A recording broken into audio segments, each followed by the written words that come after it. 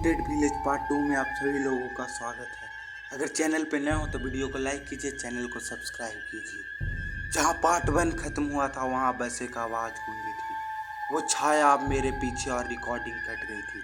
लेकिन असल कहानी बस अब शुरू होती है। रात गहरी हो चुकी थी, काली धनी कांव के ऊपर एक काला धुंधला का छाया हुआ था, जैसे रात खुद यहाँ मर चुकी हो। रोहन भागते हुए बीच जंगल के रास्ते पहुंचा।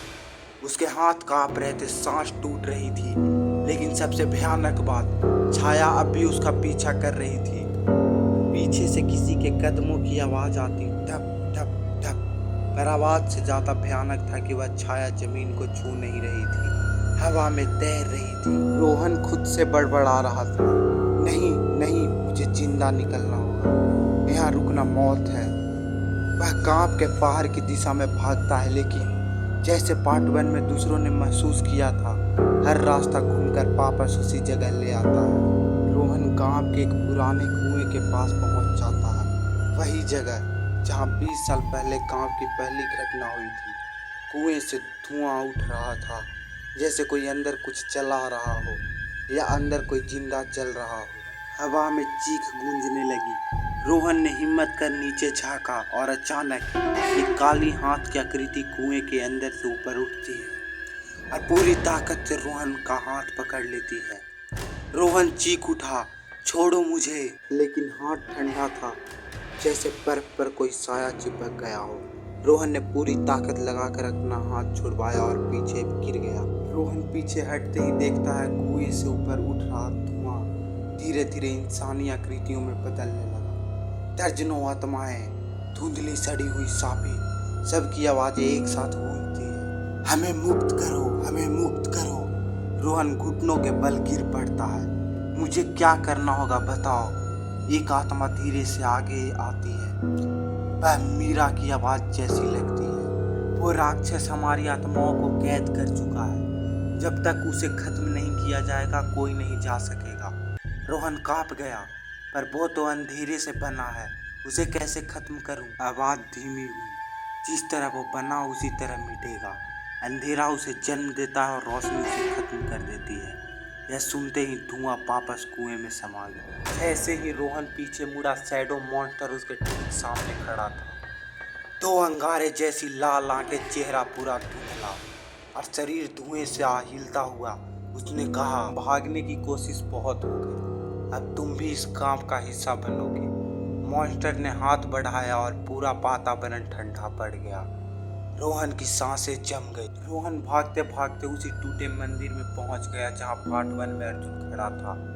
मंदिर की दीवार पर वही पुरानी लिखावट थी, अंधेरे का अंत केवल पवित्र अग्नि से होगा। मंदिर के सामने एक छोटा सा दीपक रखा था, जो आश्चर्यजनक रूप से अब भी वहां जल रहा था। छोटा लेकिन उजाला, और उजाला ही राक्षस की कमजोरी। रोहन ने दीपक उठाया। जैसे ही रोहन ने दीपक उठाया, पूरा मंदिर हल्की रोशनी से चमक गया। शैडो मॉन्स्टर चीखने लगा, नहीं, यह मत करो। रोहन समझ गया कि यही रास्ता है। वह दीपक लेकर राक्षस की तरफ बढ़ा। जैसे जैसे दीपक करीब आता, राक्षस की बॉडी हिलने लगी, उसका चेहरा पिघलने लगा, उसकी चीखें पूरा गांव हिलाती थी। रोहन चिल्लाया, तुम सबको छोड़ोगे। दीपक करीब लाते ही राक्षस पीछे हटने लगा, लेकिन अचानक दीपक बुझने लगा, जैसे किसी ने उस पर फूंक मारी हो। राक्षस मुस्कुराया, तुम मेरी दुनिया में हो, यहाँ रोशनी भी मेरा कहना मानती है। दीपक बुझ गया। रोहन के चेहरे पर डर जम गया। पीछे से एक धीमी आवाज आती है, क्या तुम्हें सच पता है रोहन? रोहन मुड़ा, वहां कबीर खड़ा था, जिंदा लेकिन बिल्कुल सामान्य नहीं। उसकी आंखें काली थी, चेहरा अंधेरे से भरा हुआ। कबीर धीमे हंसते हुए, राक्षस तो एक कैदशुदा आत्मा है, असल में गांव का श्राप मैंने बनाया था। रोहन का दिमाग सन पड़ गया। तुमने क्यों? कबीर आगे बढ़ा, 20 साल पहले इस गांव में मेरी फैमिली को जिंदा जला दिया था, मैंने बदला लिया, हर व्यक्ति को यहाँ कैद करके। अचानक कबीर का शरीर फटने लगा और उसे वही शैडो मॉन्स्टर साया निकल आया। असल में कबीर ही राक्षस था, राक्षस ही कबीर था, दो शरीर एक आत्मा। कबीर मॉन्स्टर ने रोहन पर हमला किया। रोहन जमीन पर गिर पड़ा और देखते ही देखते कांप गया तो माई कुएं से निकलकर हवा में तैरने लगी। उन्होंने एक साथ कहा, रोहन, दीपक को खुद की आत्मा से जलाओ, तुम्हारी सांस, तुम्हारी हिम्मत, वही रोशनी बनेगी। रोहन को समझ आ गया, दीपक फिर तभी जलेगा जब वह अपनी आत्मा की ऊर्जा देगा। उसने दीपक को दोनों हाथों से पकड़ा, आंखें बंद की और पूरी ताकत से कहा, यह गांव आजाद होगा।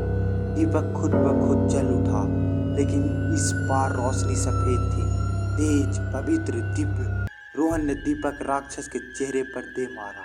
एक विशाल विस्फोट हुआ, चीखे टूटते, पेड़, मंदिर का गिरना और फिर सन्नाटा। सूरज उग चुका था, काली घनी कांप पहली बार रोशनी में चमक रहा था। सभी आत्माएं आजाद हो चुकी थी, गांव की हवा साफ, सब कुछ शांत। एक कैमरा जमीन पर पड़ा था, रोहन का कैमरा, लेकिन रोहन कहीं नहीं था। कैमरा ऑन हुआ, फ्रेम में बस एक चीज दिखी, दीवार पर लिखा हुआ ताजा पाठ, मैं लौटूंगा, नीचे हस्ताक्षर कबीर, स्क्रीन ब्लैक।